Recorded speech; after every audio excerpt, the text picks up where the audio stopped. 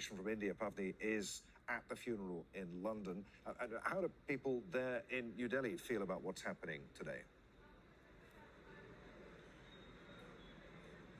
The reactions to the Queen's death have been rather mixed and really underline how the people here are re-looking at history. Now, officially, the government has extended courtesy and respect.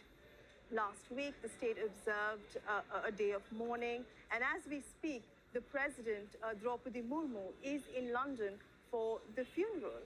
But people, per se, their reactions have been rather muted and really tell us how India's relations with its former colonial ruler has evolved and adapted over the last few years. Now, India was a colony for about 200 years, and many of those symbols have survived, particularly the buildings. Now, we're coming to you from a place called Connaught Place in central New Delhi. This is an important business and shopping district. It was designed and built during the British era. In fact, it was named after a former duke. But 30 years ago, its name has changed. It is now renamed after a former Indian prime minister. In fact, this entire stretch of central New Delhi, which is India's administrative capital, has many of those buildings that have the look and feel of colonial times. And I'm talking about buildings like the Parliament, the house where the president lives.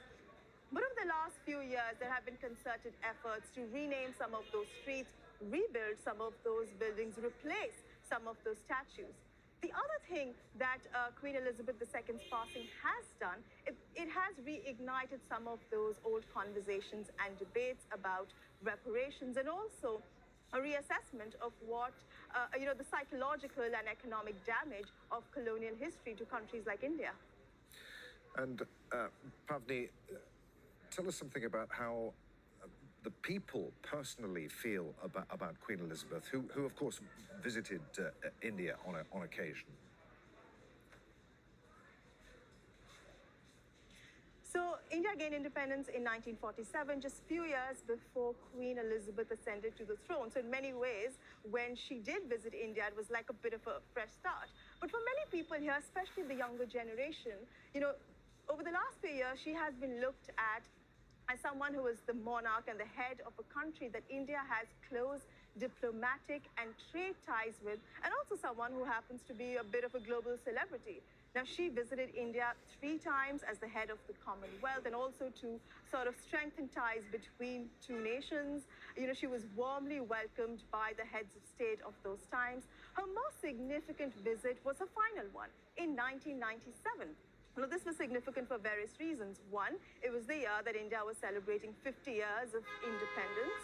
It was also a visit during which she acknowledged one of the most painful chapters of Indian colonial history, the Jallianwala Bagh massacre. In 1919, British troops opened fire at a peaceful protest in northern India. British authorities estimate about 400 people were killed. But Indian authorities believe that the death toll was in the thousands. The fact that she visited the site, acknowledged that history, also, paid respect to the memorial of Mahatma Gandhi, a man who fought her country. Really, for many people, it was the closest that India was going to get to apology.